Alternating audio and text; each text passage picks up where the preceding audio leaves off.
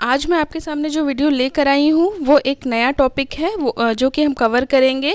मैं बात कर रही हूँ पल्सेस एंड लेग्यूम्स की। जैसा कि आप देख सकते हैं स्लाइड्स में, तो पल्सेस एंड लेग्यूम्स के बारे में हम कुछ कॉमन चीज़ें पहले जान लेते हैं। Pulses are edible fruits और seed of pod bearing plants belonging to leguminous family। तो सबसे पहले हमें ये जानना है कि जो पल्सेस होते हैं वो लेगुमिनस फैमिली से बिलोंग करते हैं और ये जनरली फ्रूट हो सकते हैं या फिर सीड हो सकते हैं जो कि पॉड बियरिंग प्लांट से डिराइव होते हैं। जो मेजर पल्सेस जो कि हमारी डाइट में इम्पॉर्टेंट रोल प्ले करती हैं या महत्वपूर्ण स्थान रखती हैं वो है रेड ग्राम दाल, जिसको हम बोलते हैं अरहर की दाल, Bengal gram, black gram, green gram and masoor dal, है ना। तो अरहर और चना, उड़द और मूंग, है ना, ये और मसूर की दाल, ये जो है ये बहुत ही इम्पॉर्टेंट रोल प्ले करती हैं या जिनको फ्रिक्वेंटली हम दाल के फॉर्म में यूज़ करते हैं। इनमें से कुछ जो है वो होल ग्राम के फॉर्म में भी यूज़ होती हैं। होल ग्राम का मतलब जिनको हम छिलके के साथ खाते हैं, समूचे जिनको हम कंज्यूम करते हैं। देखिए, cow pea, rajma and dry pea also belong to leguminous family. ठीक है, legumes not only have dietary values but also play an important role in maintaining or even improving soil fertility through their ability to fix atmospheric nitrogen। तो ये एक बहुत important बात है कि dietary value जो इनकी होती है वो तो होती ही है, डाइटरी वैल्यू तो इनकी है ही है। लेग्यूमिनस फैमिली के प्लांट्स की बात हम कर रहे हैं बट या लेग्यूम्स की बात हम कर रहे हैं, बट एक और बहुत इम्पॉर्टेंट रोल होता है इनका कि जो एटमॉस्फेरिक नाइट्रोजन होता है उसके फिक्सेशन में ये हेल्प करते हैं, जिससे क्या होता है कि जो सॉइल की फर्टिलिटी है वो बढ़ जाती है। नेक्स्ट हम देखिए, ये बहुत इंपॉर्टेंट है, इसको ध्यान से समझिएगा। नेक्स्ट देखिए, जब हम बात करते हैं लेगुमिनस प्लांट की, तो इसमें या जब हम बात करते हैं, जैसे हमने पल्सेस के केस में पढ़ा कि ये लेग्यूमिनस फैमिली से बिलोंग करती हैं, उसी तरीके से हमने लेग्यूम्स जो है वो तो सिंपल सी बात है कि वो तो लेग्यूमिनस फैमिली से बिलोंग करेगा ही। तो यहाँ पे देखिए, जो हम बात कर रहे हैं वो लेग्यूमिनस फैमिली की बात कर रहे हैं। ये सारे 3 वैरायटीज़ आपको दिख रही होंगी स्लाइड में, जैसे कि बीन की बात कर रहे हैं, लेंटिल्स एंड सिमिलर पल्सेस की, और पीस की। ये सब किस में आते हैं? ये सब आते हैं कहाँ पे? लेग्यूमिनस फैमिली से बिलोंग करते हैं। अब देखिए, यहाँ पे कॉमन नेम, बॉटनिकल नेम और अदर नेम दिया हुआ है। तो जनरली हम जो 3 कैटेगरी है उसमें पहली कैटेगरी होती है बीन्स की। तो बीन्स में broad bean, field bean, haricot, shell bean या हॉर्टिकल्चरल बीन भी बोलते हैं।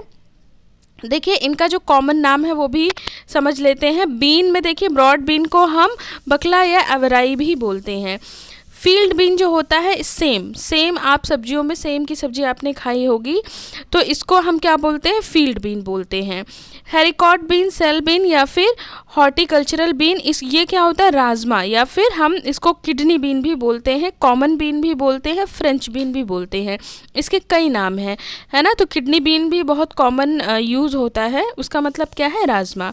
लिमा बीन का क्या है? बटर बीन भी इसको हम बोलते हैं। मॉथ बीन जो होता है ये होता है मटकी, देवड्राम या फिर एकोनाइट बीन भी इसको बोलते हैं। फिलहाल मॉथ बीन के नाम से ये ज़्यादा फेमस है। नेक्स्ट देखिए, हम बात करते हैं लेंटिल्स एंड सिमिलर पल्सेस की।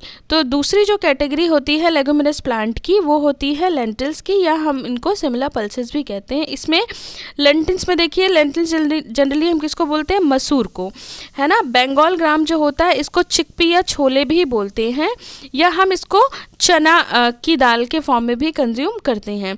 ब्लैक ग्राम क्या होता है? उड़द की दाल को हम ब्लैक ग्राम बोलते हैं। काऊ पी किसको बोलते हैं? लोबिया आपने खाया होगा, इसको हम इसको बोलते हैं ब्लैक आई पी भी बोलते हैं। इसको और क्या हम बोलते हैं? ये देख लीजिएगा, ये ब्लैक आई पी है, ठीक है। ये जो है ये हमारा ब्लैक आई पी है। ठीक है, नेक्स्ट हम बात कर रहे हैं ग्रीन ग्राम की। ग्रीन ग्राम को हम कॉमन लैंग्वेज में मूंग बोलते हैं। हॉर्स ग्राम जिसको कि हम कुल्थी बोलते हैं।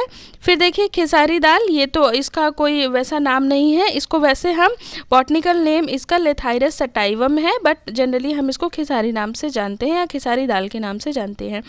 रेड ग्राम जो होता है इसको देखिए हम पिजन पी या अरहर के नाम से जानते हैं, पिजन पी या फिर अरहर के नाम से। ठीक है, अरहर के नाम से हम इसको जानते हैं। तो नेक्स्ट देखिए जो तीसरी कैटेगरी होती है लेगुमिनस प्लांट की, वो होती है पी की। पी में हम बात करते हैं पाइसम सटाइवम की, जिसको कि हम बोलते हैं मटर। तो आपने ये देखा कि जब भी हम पल्सेस की या लेग्यूम्स की बात करते हैं तो ये दोनों कहाँ से बिलोंग करते हैं, लेगुमिनस फैमिली से। और लेगुमिनस फैमिली में जब हम जाते हैं तो ये फर्दर कैटेगराइज है 3 में, बीन्स में, लेंटिल्स में, और लेंटिल्स या पल्सेस कह सकते हैं, और तीसरा जो है वो पीस में। तो बीन्स में हम सारी बीन्स की बात करते हैं, चाहे वो ब्रॉड बीन हो और चाहे वो राजमा बीन हो या किडनी बीन हो, मॉथ बीन हो। देखिए कभी कभी क्या होता है ना कि हम कुछ जैसे कि हम दाल के फॉर्म में भी कंज्यूम करते हैं बीन्स को, और वेजिटेबल्स के फॉर्म में भी कंज्यूम करते हैं, है ना। जैसे देखिए जो पीस हो, जनरली अगर हम उसकी फील्ड बीन की बात करें तो फील्ड बीन को हम सेम के फॉर्म में एज अ वेजिटेबल के फॉर्म में कंज्यूम करते हैं। और जैसे राजमा वगैरह है तो इन सबको हम दूसरी तरीके से, ग्रेवी तरीके से, या कभी कुछ लोग दाल के फॉर्म में भी इसको कंज्यूम करते हैं। लेंटिल्स के देखिए, लेंटिल्स में मैंने आपको बता दिया कि जितने भी दालें हैं वो, जितने भी ग्राम जो हैं वो लेंटिल्स की कैटेगरी में आते हैं। जैसे कि लेंटिल्स बेसिकली हम मसूर को बोलते हैं। फिर हम बात करते हैं पल्सेस में हम ब्लैक ग्राम, बंगाल ग्राम, ग्रीन ग्राम, इन सब की बात करते हैं। और पीस, तो पीस तो हम आप देख रहे हैं वेजिटेबल, हरी मटर भी कंज्यूम करते हैं, और फिर हम उसी को एज अ दाल के फॉर्म में भी कंज्यूम करते हैं, और अलग अलग तरीके से पास्ड और रोस्टेड प्रोडक्ट भी यूज़ करते हैं। तो आप देख रहे हैं, समझने की बात यहाँ पे ये है कि ये सारे किस में आ रहे हैं, लेगुमिनस फैमिली में आ रहे हैं, और इन सब की न्यूट्रिटिव वैल्यू एक जैसी होती है, अब हम उसको किसी भी फॉर्म में कंज्यूम करें। नेक्स्ट हम बात करेंगे composition and nutritive value of pulses की। इसमें देखिए हम बात कर रहे हैं एनर्जी की। तो जो पल्सेस है वो प्रोवाइड करते हैं 340 कैलोरी पर 100 ग्राम में, जो कि ऑलमोस्ट सिमिलर है सीरियल कैलोरिक वैल्यू के। पल्सेस जो होती है वो कंटेन करती हैं 55 to 60% स्टार्च, जिसमें जो soluble starch, fibre and unavailable carbohydrates are also present. इन ये 55 to 60% में सॉल्यूबल शुगर भी है, फाइबर्स भी हैं, और साथ ही साथ ऐसे कार्बोहाइड्रेट भी हैं जो कि अनअवेलेबल होते हैं। देखिए the unavailable sugar in pulses include substantial level of oligosaccharide which produce flatulence in man. जो अनअवेलेबल शुगर के फॉर्म में, अनअवेलेबल शुगर जो कि पल्सेस में प्रेजेंट होती हैं वो कौन सी होती है, ओलिगोसैकेराइड। अब अगर आपने कार्बोहाइड्रेट का क्लासिफिकेशन पढ़ा हो तो आपने वहाँ मोनोसैकेराइड, डाइसैकेराइड और ओलिगोसैकेराइड के बारे में पढ़ा होगा। तो दालों में क्या होती हैं, ओलिगोसैकेराइड प्रेजेंट होती हैं, जो कि क्या होती है, अनअवेलेबल होती हैं ह्यूमंस के लिए या मैन के लिए या ह्यूमन बीइंग के लिए। क्यों, देखिए इसका रीज़न भी ये है कि ये शुगर जो होती है इनके बेसिकली डाइजेशन होता है, इनका अल्फा गैलेक्टोसाइडेज के प्रेजेंट में ये एक एंजाइम है जो कि ओलिगोसैकेराइड के डाइजेशन में हेल्प करता है। बट क्या होता है कि ह्यूमंस में जो होता है इस एंजाइम की क्या होती है, डेफिशिएंसी होती है, एब्सेंट होता है। अल्फा गैलेक्टोसाइडेज की एक्टिविटी जो होती है वो नहीं देखी जाती है। इस वजह से देखा जाता है कि the digested by the microflora of the lower intestine tract resulting in the production of large amount of carbon dioxide, hydrogen and small amount of methane. तो होगा क्या कि क्योंकि जो एंजाइम जो कि पचाता है ओलिगोसैकेराइड को, उसकी तो एक्टिविटी देखी नहीं जा रही है। तो अब क्या होगा कि जब हम इनको कंज्यूम करते हैं, हम जब पल्सेस या लेग्यूम्स को कंज्यूम करते हैं तो जो माइक्रोफ्लोरा हमारे गट में है वो क्या करते हैं, इसका डाइजेशन करते हैं। तो इसके दौरान रिजल्ट क्या होता है उसका, वो प्रोड्यूस करते हैं लार्ज अमाउंट में कार्बन डाइऑक्साइड, हाइड्रोजन और स्मॉल अमाउंट में मीथेन, जिस वजह से फ्लैटुलेंस या गैस फॉर्मेशन होता है। जनरली देखिए fermentation, germination, cooking, soaking and autoclaving करके हम क्या कर सकते हैं, ओलिगोसैकेराइड के अमाउंट को रिड्यूस कर सकते हैं। नेक्स्ट हम बात कर रहे हैं प्रोटीन की। तो देखिए in a vegetarian diet pulses are important source of protein, they are about 20 to 25% protein. अगर हम प्रोटीन की बात करेंगे कि तो जो लोग वेजिटेरियन डाइट कंज्यूम करते हैं उनका जो सोर्स होता है प्रोटीन का वो जनरली क्या होते हैं, पल्सेस ही होते हैं, यानी दालों से ही वो प्रोटीन लेते हैं। जनरली जो दालें होती हैं वो ग्लोबुलिन और एल्बुमिन के फॉर्म में प्रोटीन कंज्यूम करती हैं। जो प्रोटीन होते हैं पल्सेस के are not of good quality as they are deficient in methionine and red gram is deficient in tryptophan also. जो पल्सेस की जो प्रोटीन होती है वो गुड क्वालिटी की नहीं होती है, ये पहले भी आपको बताया जा चुका है। क्यों? क्योंकि ये क्या होते हैं, मेथियोनिन में डेफिशिएंट होते हैं, और जबकि जो रेड ग्राम यानी जो अरहर की दाल होती है वो ट्रिप्टोफान में भी डेफिशिएंट होती है। लेग्यूम्स जो होते हैं वो बेटर होते हैं than cereals as a source of essential amino acid like isoleucine, leucine, phenylalanine, threonine and valine. तो ये देख रहे हैं कि लेग्यूम्स जो होते हैं, लेग्यूम्स में सीरियल्स से ज़्यादा बेटर क्वालिटी के इसेंशियल ज़्यादा बेटर है किस में कि क्योंकि यहाँ पे इसेंशियल अमाइनो एसिड जैसे कि isoleucine, leucine, phenylalanine, threonine और वैलिन जो है वो पाए जाते हैं। जो क्वालिटी होती है प्रोटीन की वो डिक्रीज इन्फेस्टेशन पल्सेस। अब जैसे इन्फेस्टेड पल्सेस का मतलब अगर पल्सेस ख़राब होने लगेंगे या कोई इन्फेस्टेशन आ जाएगा पल्सेस में तो क्या होगा कि जो क्वालिटी होगी प्रोटीन की वो डिक्रीज़ हो जाएगी। नेक्स्ट देखिए हम बात कर रहे हैं फैट्स की। तो पल्सेस जो है वो कंटेन करते हैं 1.5% fats on moisture free basis, है ना। फिर देखिए they contain high amount of poly unsaturated fatty acid यानी कि पूफा, तो हाई अमाउंट में यहाँ पे पूफा पाया जाता है। Along with cereal they meet the requirement essential fatty acid for an adult, ये बात मैं आपको पहले भी बता चुकी हूँ। अगर हम सीरियल के साथ पल्सेस को कंज्यूम करते हैं तो ये एक अडल्ट की जो इसेंशियल फैटी एसिड की रिक्वायरमेंट है उसको पूरा करते हैं। Most legumes seeds oil contains high proportion of linolenic and linoleic acid, दोनों क्या है, इसेंशियल फैटी एसिड है।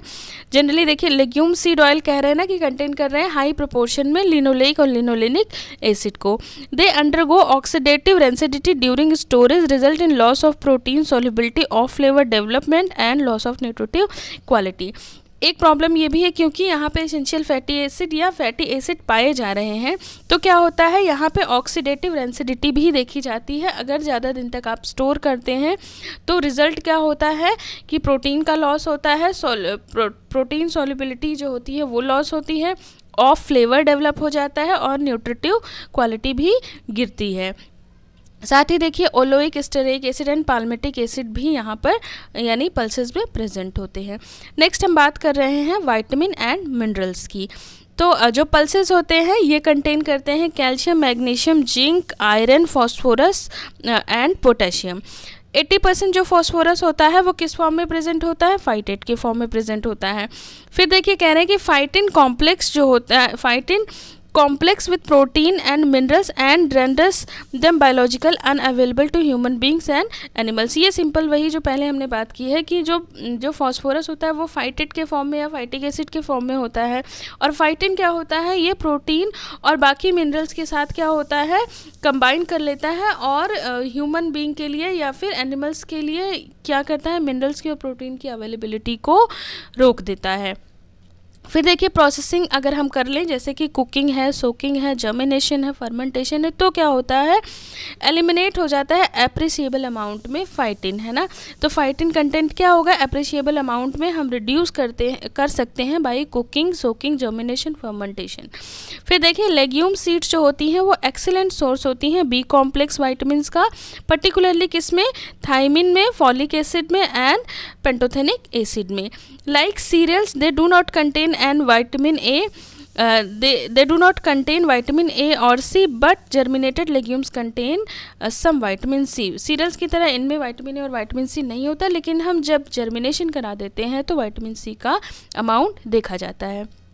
नेक्स्ट देखिए हम बात कर रहे हैं एंटीऑक्सीडेंट एक्टिविटी की, किसकी, पल्सेस या लेग्यूमिनस फैमिली से जो प्लांट बिलोंग कर रहे हैं उनकी एंटीऑक्सीडेंट वैल्यू की बात हम कर रहे हैं।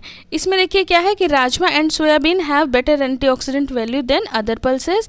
तो राजमा और सोयाबीन की एंटीऑक्सीडेंट वैल्यू ज़्यादा होती है in comparison to other pulses. Bengal gram dal has lowest antioxidant activity.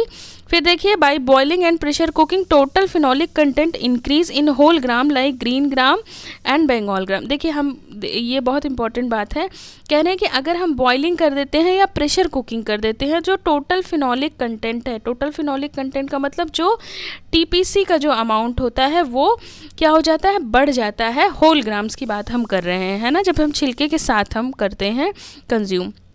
जैसे कि ग्रीन ग्राम है या फिर ब्लैक ग्राम है या फिर बंगाल ग्राम है, इनकी अगर आप बॉइलिंग कर दें या प्रेशर कुकिंग कर दें तो इनमें फिनोलिक कंटेंट या टोटल फिनोलिक कंटेंट जो है ये बढ़ जाता है। और हमको पता है कि जो फिनॉल्स होते हैं वो कहीं ना कहीं एंटीऑक्सीडेंट की तरह रोल प्ले करते हैं। सोकिंग एंड स्प्राउटिंग इंक्रीज कर देता है total phenolic content in green gram, और टोटल फिनोलिक कंटेंट जो है वो एज ए एंटीऑक्सीडेंट की तरह काम करता है। फिर देखिए हम बात कर रहे हैं ग्लाइसेमिक इंडेक्स की। जो बीन्स है, पल्सेस है, लेंटिल्स हैं एंड अदर पल्सेस हैं, इनका लो ग्लाइसेमिक इंडेक्स होता है। ग्लाइसेमिक इंडेक्स का मतलब होता है कि जनरली जो लो ग्लाइसेमिक इंडेक्स फूड होते हैं वो क्या करते हैं, हमारे ब्लड में ग्लूकोज के लेवल को अचानक या एकाएक नहीं बढ़ाते हैं, सडन हमारा ब्लड ग्लूकोज लेवल राइज नहीं होने देते हैं। तो जनरली वो सारे फूड जो कि हम डायबिटिक पेशेंट को देते हैं वो क्या होते हैं, लो ग्लाइसेमिक इंडेक्स होते हैं। तो इसमें देखिए जो बीन्स हैं, पीज है, लेंटिल्स है, इन सब क्या होते हैं, लो ग्लाइसेमिक इंडेक्स है, यानी आप दे सकते हैं डायबिटिक पेशेंट को। लेग्यूम्स जो होते हैं वो जनरली रिच होते हैं प्रोटीन में, प्रोवाइड करते हैं high fibre and contain enzyme inhibitors. ठीक है, तो जनरली देखिए रिच होंगे प्रोटीन में और साथ ही साथ क्या करेंगे, फाइबर भी प्रोवाइड करेंगे। तो ये सब क्या करते हैं, किसी भी जो ग्लूकोज का लेवल है ब्लड में उसको कंट्रोल करने में हेल्प करता है। Hence glycemic index is low and there is a lower risk of blood sugar. ठीक है, नेक्स्ट हम बात कर रहे हैं डाइजेस्टिबिलिटी ऑफ पल्सेस की। देखिए इसमें कह रहे हैं कि pulses produce flatulence due to the presence of oligosaccharide. इसकी बात हम कर चुके हैं इसके पहले कि पल्सेस में ओलिगोसेकेराइड की वजह से फ्लैटुलेंस का मतलब गैस फॉर्मिंग एजेंट्स होते हैं ये, कि जैसे कुछ खाने के बाद गैस फॉर्मेशन होने लगता है, तो वो किसकी वजह से, ओलिगोसेकेराइड की वजह से होता है, जो कि क्या करता है, फ्लैटुलेंस कॉज करता है। इसमें बता चुकी हूँ मैं कि as there is a no alpha galactosidase in human intestinal mucosa to cleavage the alpha galactose linkage present in galactosides containing oligosaccharides such as raffinose and stachyose। ठीक है, अल्फा गैलेक्टोसाइडेज हमारी बॉडी में एब्सेंट होता है। तो क्या होता है, देखिए these oligosaccharides pass on to the large intestine where bacteria metabolize them and form large amount of carbon dioxide, hydrogen and sometimes methane. These gases that are produced cause of flatulence and associated discomfort. The presence of oxalate, phytate and crude fiber interfere with iron and calcium availability। तो जो digestibility की problem देखी जाती है pulses में, हम generally क्या देखते हैं कि पल्सेस जो होती हैं या सारी पल्सेस जैसे कि उड़द दाल वगैरह खाने के बाद फ्लैटुलेंस या गैस की प्रॉब्लम अक्सर देखने को मिलती है। उसका रीज़न क्या होता है, क्योंकि वहाँ पे ओलिगोसेकेराइड प्रेजेंट है और ओलिगोसेकेराइड्स को जो एंजाइम क्या करे, जो एंजाइम डाइजेस्ट करता है वो उसकी जो ह्यूमन बॉडी में कमी होती है वो ह्यूमन बॉडी में नहीं पाया जाता, तो इस वजह से गैस फॉर्मेशन या फ्लैटुलेंस की प्रॉब्लम होती है। तो हम क्या करें, फिर नहीं खाएं उड़द दाल, ऐसा बिल्कुल नहीं है। जो प्रोसेसिंग आपको बताई गई है, जैसे कि जर्मिनेशन करके, सोक करके, बॉयल करके, कुक करके, है ना, या फॉर्मेंट करके अगर आप खाएंगे तो ये जो ओलिगोसेकेराइड है इसका अमाउंट हम रिड्यूस कर सकते हैं और हम आसानी से कंज्यूम कर सकते हैं। तो कैसे लगा फ्रेंड्स आपको ये वीडियोस? अगर अच्छा लगा हो तो आप वीडियो को लाइक करिए, शेयर करिए, चैनल को सब्सक्राइब करिए। Thank you.